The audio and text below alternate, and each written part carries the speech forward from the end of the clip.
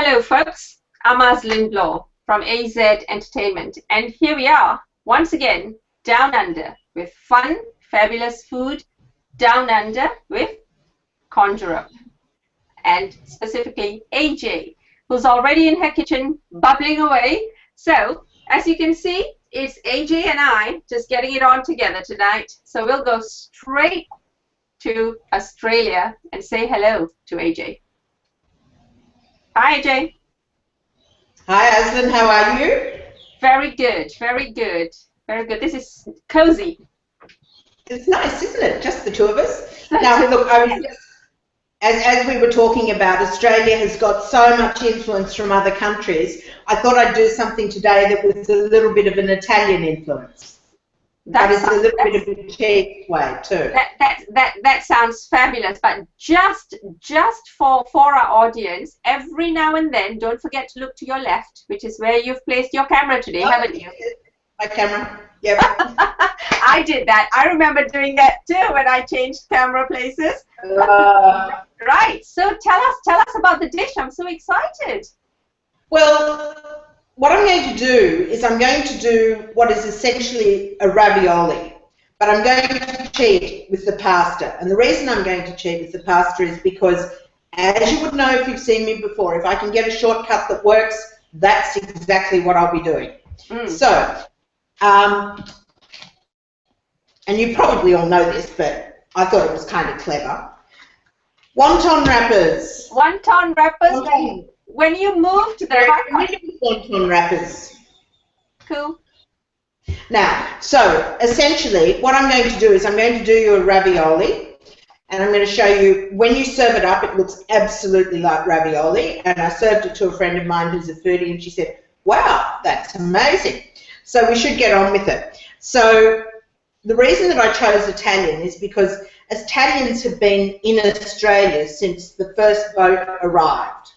And that was in 1770, and even before that, everyone forgets about Magellan having a look at Australia and then going straight past. There was an Italian on that boat too. So,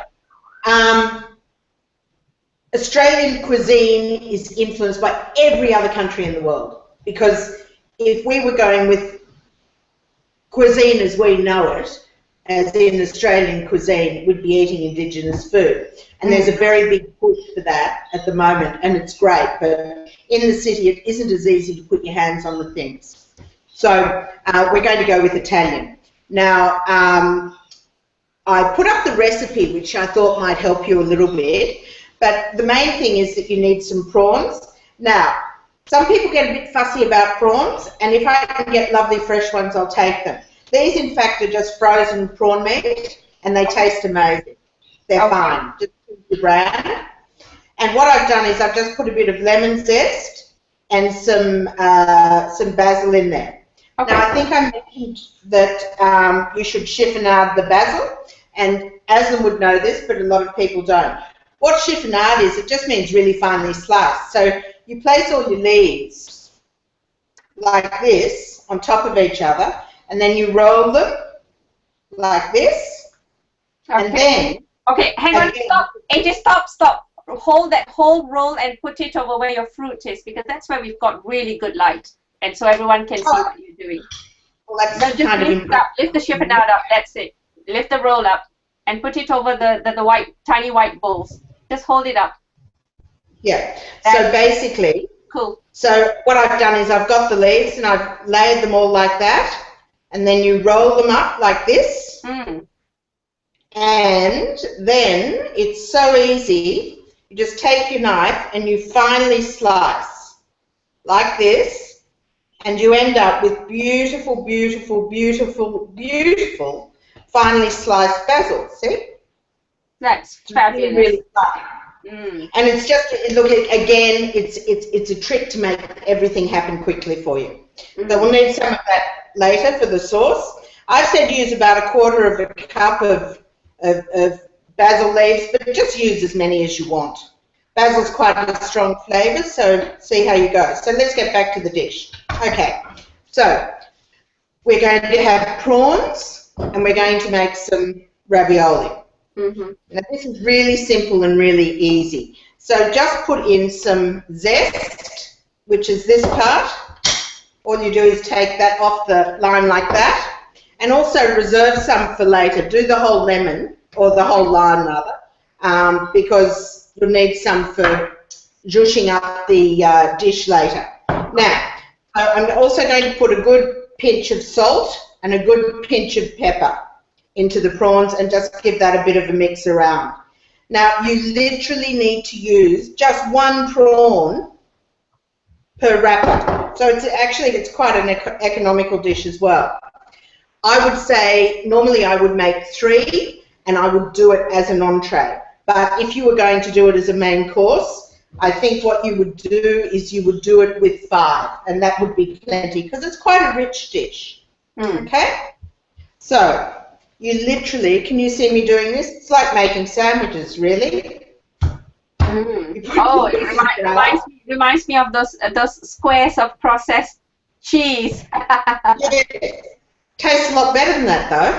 I bet. I'm just going to bring up a comment. From Spain, okay? We've got Carmen Mandich saying hello from Spain, and she says, yes, love wonton wrappers. Great start. Hi, Carmen. Thank you for watching.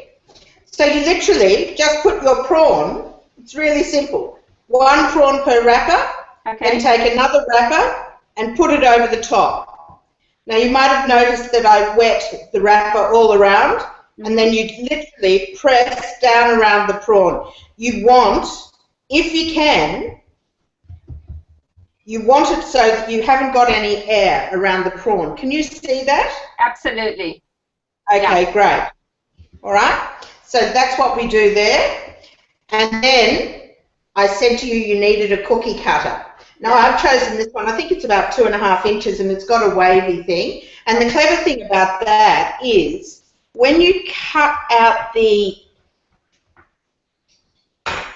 wonton wrapper, suddenly you look like you've been to an Italian pastry shop and you have actually bought the pasta already made. Absolutely. And the one thing I did forget, hang on. Oh, look, she's doing one of my tricks. I forgot to make it. I'll be back. A fork.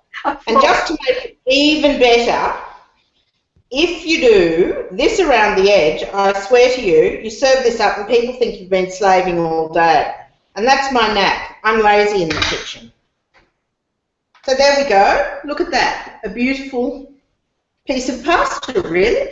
Yeah, definitely. No, you're absolutely right. It looks professional, doesn't it? Well, not that I'm saying you're not professional, of course. Oh, look, Aslan, you can say whatever you like to me. Having got your own food brand and all. I have got my own food brand, and at some stage we'll get into that, but I just love cooking. So the key for me is to bring you guys dishes that make your life easy, but also the key thing with my food is that it is easy to look like a gourmet cook. It's easy being a gourmet cook. You just need a few tricks. So I'm just going to repeat that. Because your presentation is very good as well, and that goes a long way, doesn't it, to how gourmet the recipe comes across. The presentation does make a difference as well.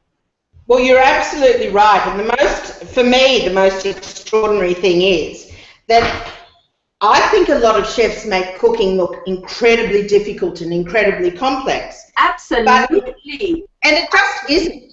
It just isn't. Just make sure that when you're putting the prawn in, you've got a little bit of the zest and a little bit of the basil so that you get those flavors coming through. Okay, and you're using lime or lemon? Because I think you said lime, but they look quite light in color there. Okay, here's my other trick. If you are buying limes, buy the yellow ones. They're juicier, they're riper, they might look like lemons, but the juice out of them is amazing. We probably don't have the option, I guess, unless we're at a farmer's market. But those limes are pretty big, though. We tend, here in the UK, we tend to get your standard Persian limes. Oh, like the kaffir limes? No, kaffir limes are completely different. Persian limes are like your, key lime, bartender lime, that sort of stuff. Yeah, I guess we just do everything big in Australia, not as big as America, but I think it's to do with the weather, and I think it's to, you know, make it. It just makes it. But these limes, I always go for the yellow ones. So if ever I say I'm cooking with lime, I am cooking with lime. But I will go. Can you hear me still? Can I look? She's perfecting the Aslin move.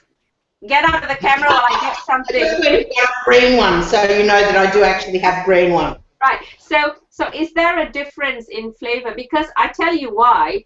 The limes I get here, and they don't survive too long, you know. And then the juice actually gets well. Only thing I can say is it doesn't taste fresh. Well, I think they may have been frozen. Aslin, is that a possibility? Never thought of limes freezing, but yeah, that's an interesting point. We've got. Let me just say hello. We've said hello to Carmen, of course, and Michelle Price. Hi. I don't know if you can watch us. Hi, Michelle. She's having connection problems. And Ehsan Wadud, who I believe is in Pakistan. Wow, pretty late for you.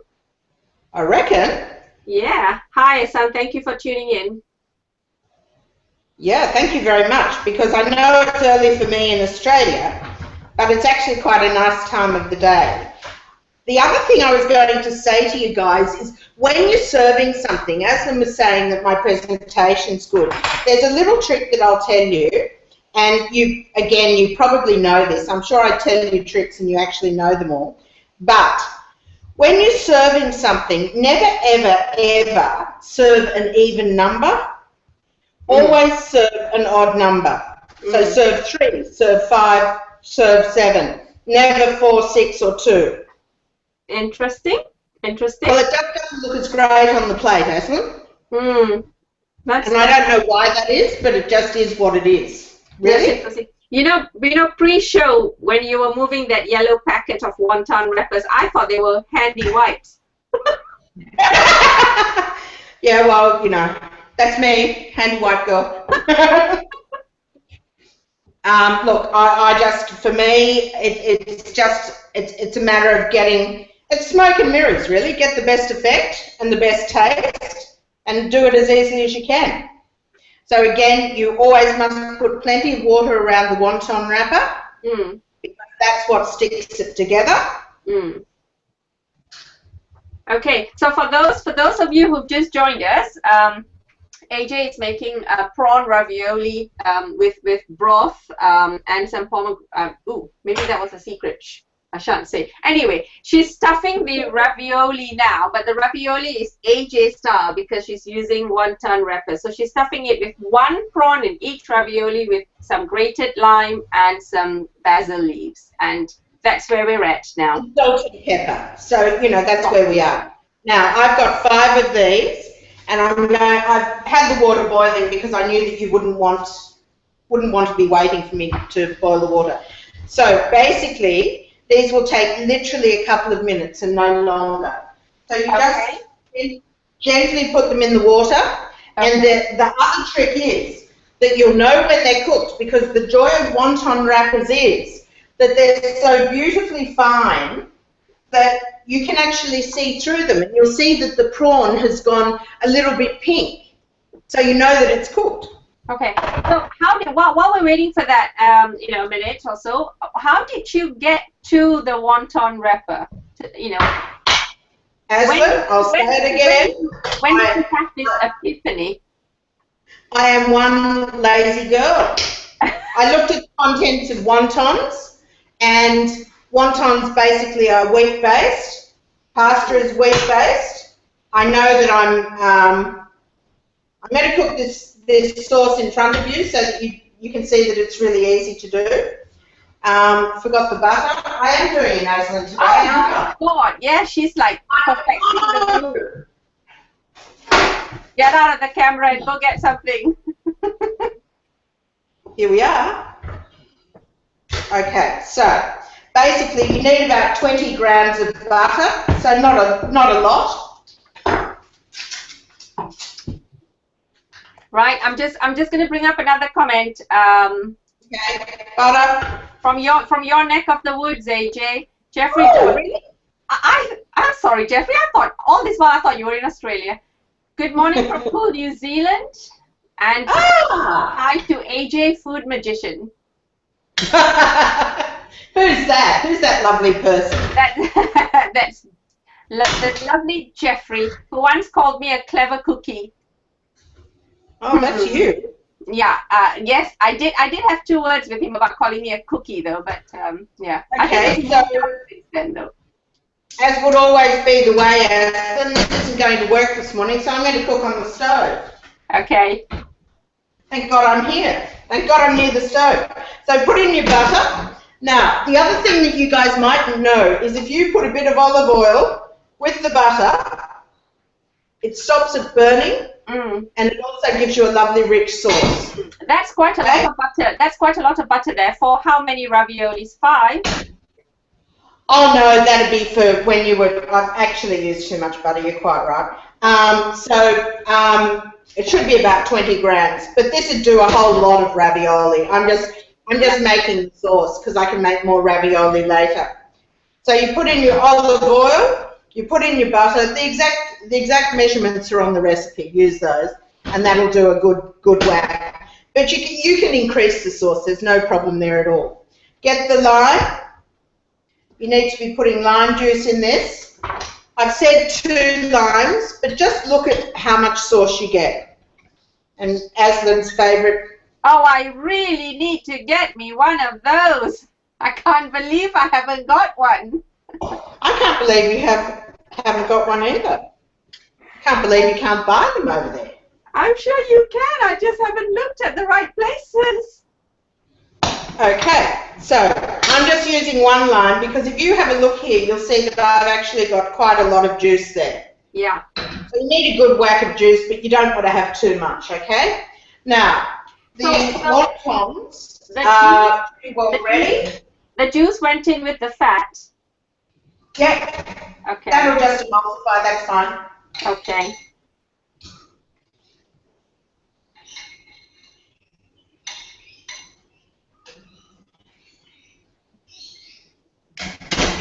Okay, I'm having a little bit of trouble this morning with my stove. Well, not with my stove, with me really, so I'm just going to move over there, that's fine. So, okay, so I'm bringing that up. Now, the other thing that I recommend that you put in this is you're going to need some basil. Yeah. Because it is basil and lime after all. You're also going to need some pomegranate seeds. Okay. Now, this is a pomegranate. I used about half for the seeds, but you could use as much or as little as you want. I've used about half because I just think that's a nice amount. In the fat. The other thing that you need is a bit of garlic. Okay. You don't need a mass of garlic, but you do need just a little hint of it. I tell you, Aslan, I was sure that I was incredibly organised. I was. So I'm going to give that a little squash. This is lovely little fresh garlic out of the garden. Okay. Yeah. Yeah. So it's got. I'm not using that much because it's really quite intense. And I've given that a little squash, and I'll just give it a little bit of a thing and whack that in, and that'll be fine. The thing with cooking, and what I always say to people is, don't be stressing about it. Taste it as you go along. You'll get an idea of what it's like.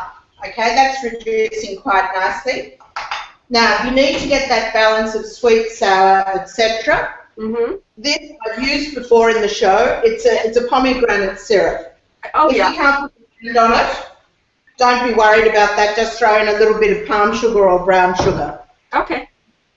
But if you can, that's done, that sauce. You see that? Yes. You can see there that it's quite syrupy. Yep. That's done. So I'm going to plate up. And does anybody have any questions, by the way? They're all saying they're enjoying the show. So with your it's such a straightforward recipe. That's the way that I work, Aslan. Cooking must be fun. Cooking must not be stressful. Cooking must be something that is an absolute pleasure. Yes, ma'am. And you know, if cooking stresses you out, you're not doing it right. No, no. You know, it's quite funny because I hear that. You've got 3 there, and that works quite nicely. Okay, that's a great presentation. Okay. Now I've got. Oh, I might just use the 3 because I like the look of it. I think it looks really good. And the Aslan Law School of Cooking. I swear, I made a list of everything that I needed. I think you far surpassed me with that part. That's all right, thank you. And I've made buckets of sauce, but that's okay. That's fabulous. That looks great already. I mean, I don't do pomegranate very often, but I think I need to and just get some zest. And put that around the plate because it really does look incredibly pretty. And just get a little bit of that lovely chiffonade and put that around. Now, if you have a look at that,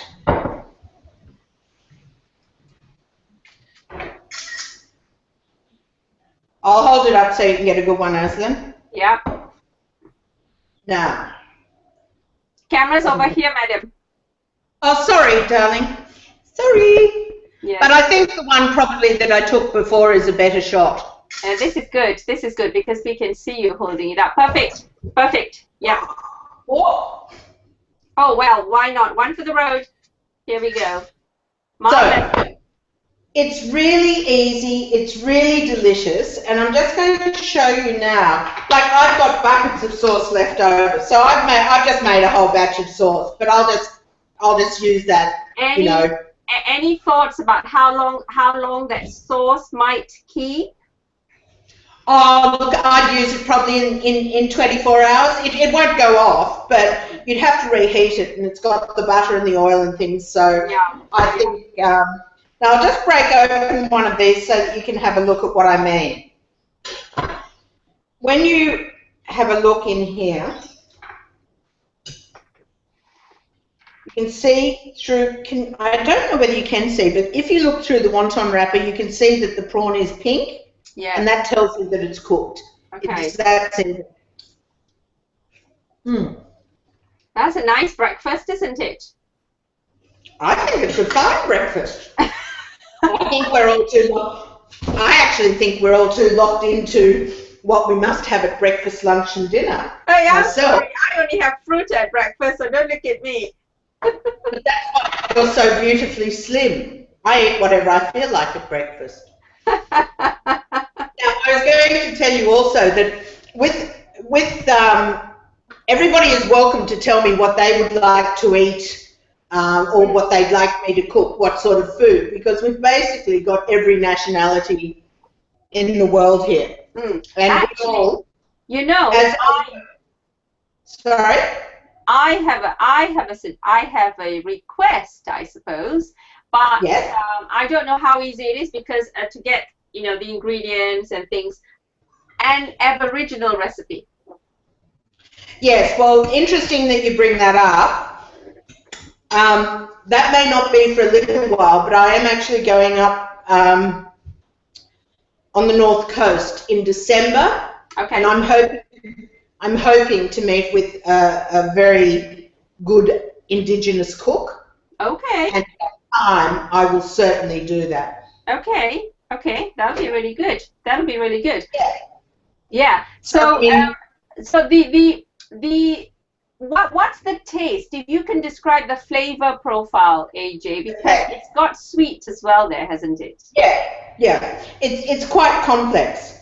Obviously, prawns, if you get the right ones, have a certain sweetness to them. But there's a saltiness because you've got the salt and the pepper. And again, I'll say to you, when you get salt, get really good sea salt, Yeah. Don't get cheap salt. It tastes cheap and I don't think it does anything for your food. So you've got the salt, you've got the pepper. the basil gives a herbiness. This lime gives a really zesty tartness to the dish. And then you've got the pomegranate, which is somewhere in between, because the pomegranate is a sweet fruit with a bit of a poppy flavour. And then you've also got the pomegranate syrup. And if you wanted to make your own pomegranate syrup, you can. I've done it myself before I realised you could buy it. And as I said before, I'm lazy, so now I buy it. But if you wanted to, just get your pomegranates, take all the seeds out, put them into a saucepan, put a little bit of squeeze of lime, put a little bit of salt, just the tiniest bit, or don't bother, a teaspoon of sugar, a little bit of water, mix it up and reduce it, then put it through a colander and you'll get your syrup. But that sounds like an awfully, it's a lot of work when you can buy it, and it's really good. Can I've got a question. Actually, before my question, I'll just bring up, let's say hello to Sheila Hensley. She says, I so love watching CONJURUP Annajane create. Looks delicious. Yay! I agree. She makes it look so easy. I've got a question because yes.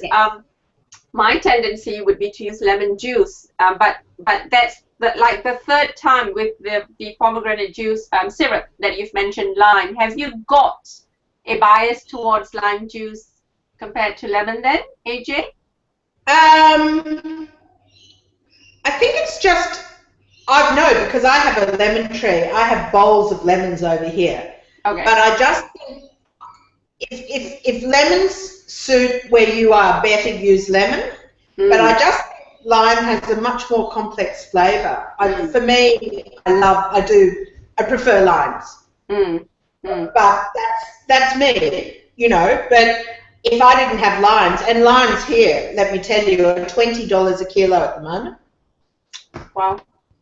So perhaps I should have used lemon. You could equally use lemon, but I think you'd probably need to use a little bit more sweetness because the lime, although it's very tart, has an innate, it's just got it's a sweeter flavour than the lemon. But you're a big fan of Southeast Asian food, so I can see why, with a love for lemon and you know, because Southeast Asian food would use a lot of lime in its cooking. Yeah, look, I'm a big fan of food, period. So, you know, there are recipes in which I will use lemon. I'll use them when I'm doing tagines. I'll use them when I want to get rid of them. I make this amazing, and I haven't decided whether I'll make it for you. Oh. Yeah, because I may make it into one of my products. But these amazing spiced lemons. And once you've made them, they're terrific with grilled meat. They're great in tagines. Made what, AJ? Sorry? Spiced lemons. Okay. Yeah. And they're a wonderful thing to have with grills or anything like that. So, love lemons, love limes, but I definitely, I like that citrus in cooking very much. Yeah, definitely. Wow. Well, thank you, AJ. That looks great. I had a ball. I'm sure everyone agrees that it looks superb. I especially love the use of the wonton wrappers in the ravioli. Well, it's just the cheap's way of making easy pasta. I'll have to tell them that, actually. Oh, kids, take a break. Don't need to make fresh pasta. Wonton wrappers will go.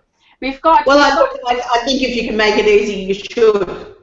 Yes, there is that. We've got another comment from Cook with Sally. Okay, she's got a request actually, so I'll bring that up. There you go. I would love you to do a barbecue next time if you can. It was nice watching you. Thank you, she says. So. Oh yeah, we can do barbecue. We can do barbecue. Yeah, no. For that, you'll have to go to Bondi Beach.